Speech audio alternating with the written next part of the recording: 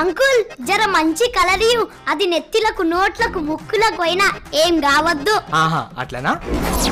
ఇగో పట్టు. ఏంది పిండ? తెల్ల రంగు అనుకో, ఇది తిన్నా కూడా ఏం కాదు. 5 minutes later. అరే వచ్చిందరే వట్రాలు దొరకవట్.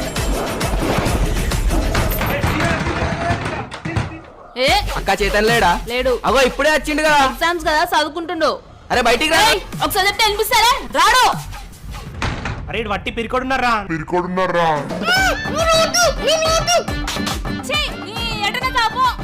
ఏంది ఇట్లనే పోతావా? కలర్ పడితే ఖరాబ్ అవుతుంది. వేరే తెచ్చుకోను.